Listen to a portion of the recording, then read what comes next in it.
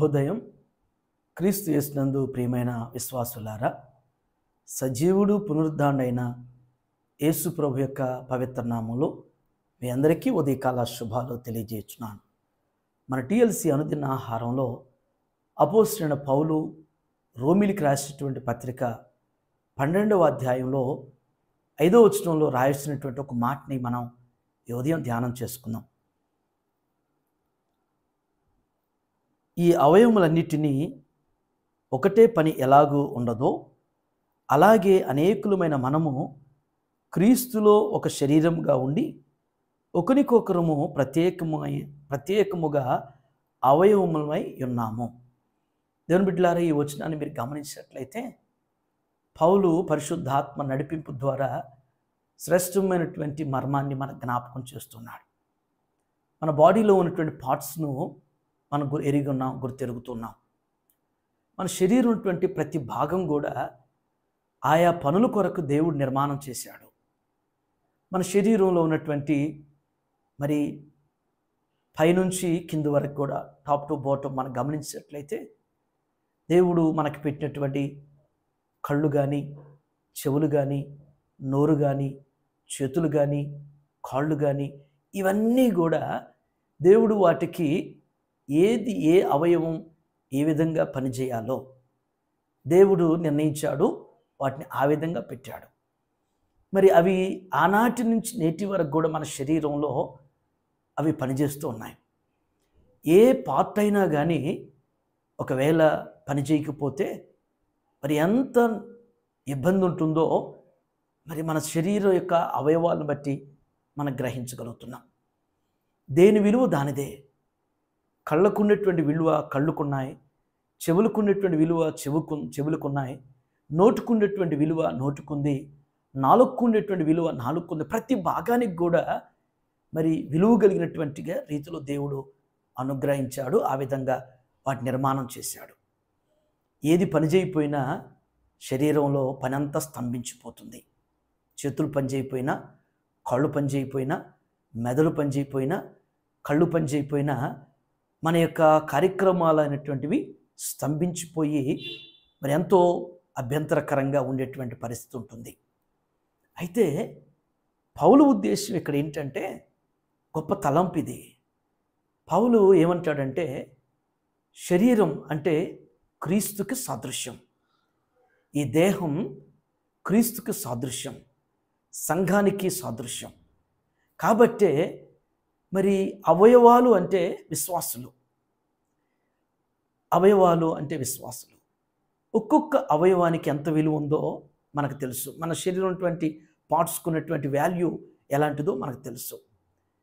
కాబట్టి ఈ దినం మన జీవితంలో మనం గ్రహించాల్సిన ఒక సత్యం ఏంటంటే ఈ రోజున మనం మన బాడీలో ఉన్నటువంటి పార్ట్స్కు ఎంత విలువ ఉందో విశ్వాసి అంత విలువ కలిగినటువంటి వ్యక్తిగా జీవిస్తున్నామో లేదో అనేటువంటిది స్వపరీక్ష.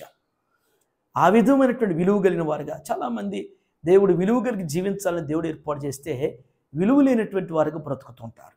విలువ పొందనటువంటి వారుగా బ్రతుకుతూ ఉంటారు. విలువలను కోల్పోతున్నటువంటి జీవితాలు జీవించేటువంటి స్థితిలో చాలామంది ఉంటూ ఉంటారు. కానీ మన జీవితంలో ఒక విశ్వాసి గ్రహించాల్సిందంటే దేవుడు ప్రతి మనుషును కూడా విలువ కలిగినటువంటి వ్యక్తిగా జీవించడానికి దేవుడు నిర్మాణం చేశాడు. ఆ విలువని మనం కాపాడుకోవాలి. ఆ విలువను మనం కలిగి జీవించాలి.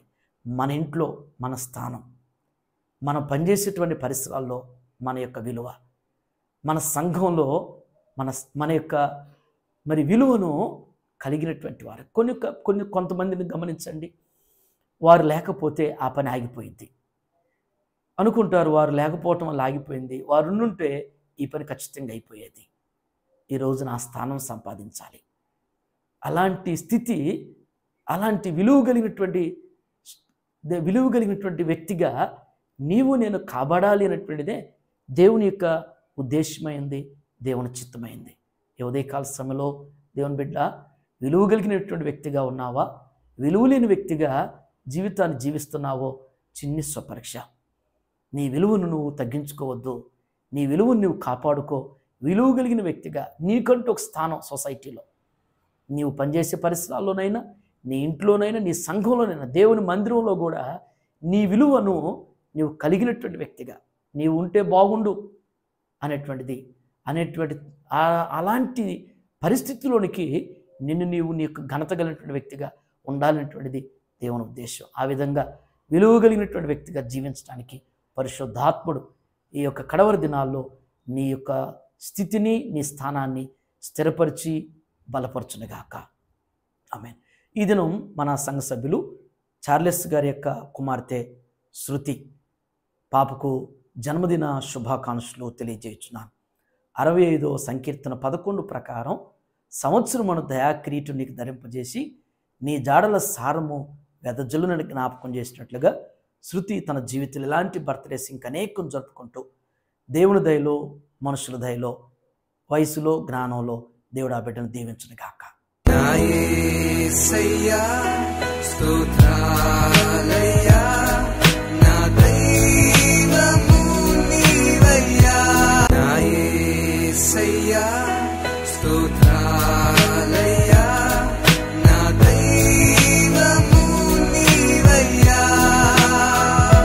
ప్రార్థన చేసుకుందాం. మహోన్నతుడ కృపగలిగిన తండ్రి, మీకు వందనాలు చెల్లిస్తున్నాం.